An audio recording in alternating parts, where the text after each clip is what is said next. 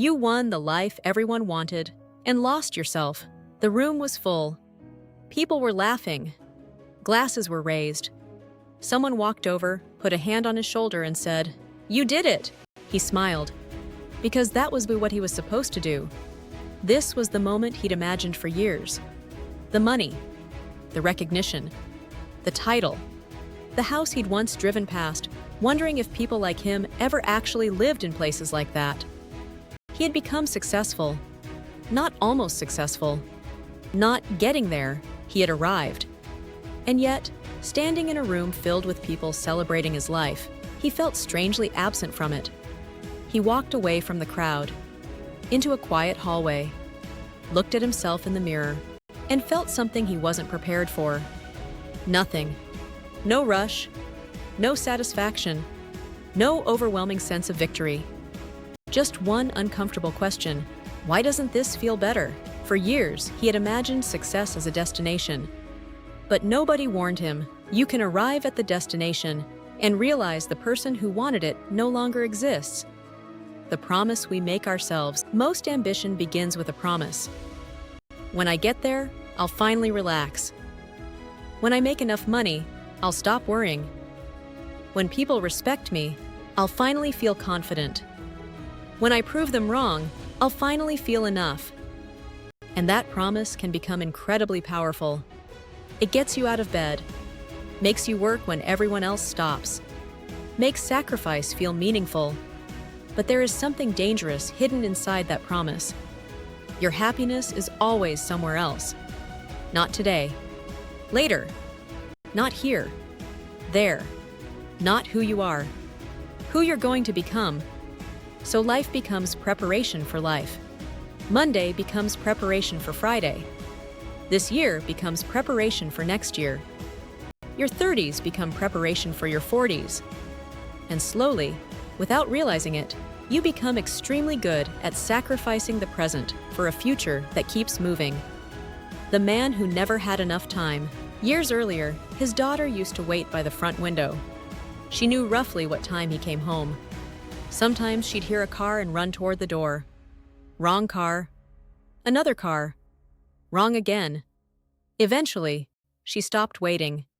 Not because she stopped loving him, because children eventually adjust to what repeatedly doesn't happen. He didn't notice. He was working, building, providing, creating the future. He told himself, I'm doing this for them, and part of that was true. But another part was harder to admit. He was also doing it because achievement made him feel valuable. Work gave him something relationships couldn't always give him, a scoreboard. You either hit the number or you didn't. You either won or you lost. Relationships were messier. You could provide everything, and someone could still feel lonely. You could solve every practical problem and still not know how to answer. Do you actually see me? So he worked. Because work was understandable. And the more successful he became, the easier it became to justify disappearing into it. When your strength becomes your prison, people admired his discipline, his drive, his ability to keep going. And they weren't wrong. Those qualities had changed his life. But strengths have shadows. Discipline can become rigidity.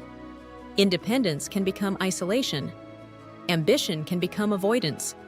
Resilience can become the inability to admit you're tired. And being the strong one can become a prison where nobody, including you, believes you're allowed to need anything. That's the part we rarely talk about. The qualities that save us during one chapter can hurt us during another. Maybe you needed the armor once. Maybe there was a time when nobody was coming. So you learned to push, to survive, to depend on yourself, to keep moving. That version of you deserves respect. But survival strategies aren't always meant to become permanent personalities. Eventually, the armor that protected you from pain can protect you from connection too. The night everything became quiet, years later, he came home late. The house was dark. He put his keys down, opened the refrigerator, closed it, walked through rooms filled with things he'd once dreamed of owning. Beautiful furniture, expensive appliances, Photographs, awards, evidence everywhere that he'd succeeded. Then he noticed an old picture. His daughter was maybe 6. She was sitting on his shoulders, both of them laughing. He couldn't remember the day. That bothered him. He stared at the picture longer. And suddenly, he didn't see what he had built. He saw what had passed. The birthdays, the dinners, the ordinary Tuesdays, the conversations he assumed could happen later. That's the cruelty of time.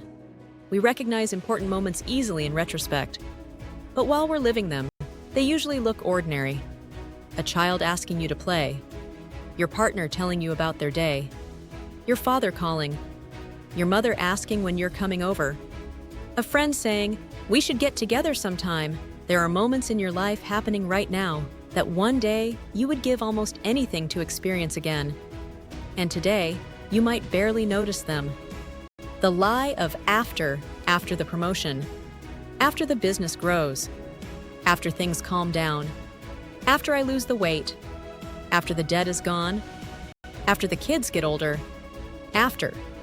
It's one of the most dangerous words in the language of ambition, because after convinces us that life has a waiting room. It doesn't. Life is happening while you're preparing for it. Your children are growing while you're busy. Your parents are aging while you're distracted. Your body is changing while you're postponing taking care of it. Your relationships are becoming stronger or weaker while you're telling yourself you'll give them attention later. And none of this means you shouldn't work hard. Ambition isn't the enemy. Success isn't the enemy. The danger begins when success becomes permission to postpone everything that makes success worth having. Success is a terrible identity. There is another problem with achievement. Eventually, people begin introducing you by what you've accomplished. Successful, entrepreneur, leader, expert, winner. And after hearing it enough, you start introducing yourself that way too. But identities built on achievement require constant maintenance. Because if your worth comes from winning, what happens when you lose? If your value comes from productivity, who are you when you rest? If people admire your strength, what happens when you're struggling? If your identity depends on being needed, who are you when nobody needs you? This is why some people accomplish extraordinary things and still cannot sit peacefully in a quiet room. Silence removes the scoreboard. And without the scoreboard, they're forced to meet the person underneath the performance. The second half of success, maybe maturity, isn't abandoning ambition. Maybe it's redefining what winning means. Maybe success isn't just building something impressive. Maybe it's building something you can actually live inside. A life where achievement doesn't require self-abandonment. Where the people you love don't receive whatever energy is left over. Where your body isn't sacrificed for your bank account. Where your peace isn't postponed until retirement. Where your children remember your presence, not just your provision. Where you can accomplish something extraordinary without needing that accomplishment to prove you're extraordinary. That's a different kind of success. Harder to measure. Impossible to post. But much harder to regret. The second scoreboard. Imagine there are 2 scoreboards above your life. The first measures everything the world can see. Money, status, followers, titles, awards, possessions, achievements, and maybe you're winning. But there's another scoreboard, one almost nobody sees. Did you become someone you respect? Did the people you love feel loved by you? Were you present for your own life? Did you protect your health? Did you tell people what they meant to you while they could still hear it? Did you laugh? Did you forgive? Did you actually live? One day, the first scoreboard stops mattering. Everyone eventually leaves the office. Someone else gets the title. Someone else buys the house. Someone else breaks the record. But the second scoreboard, that's the one you take with you. So chase the dream. Build something extraordinary. Become more capable than you ever imagined. But every once in a while, stop. Look around. And make sure the life you're sacrificing everything to build isn't costing you the very things that would have made it worth living. Because there's something worse than failing to reach the top. Reaching it, looking around, and realizing you left your life somewhere on the way up.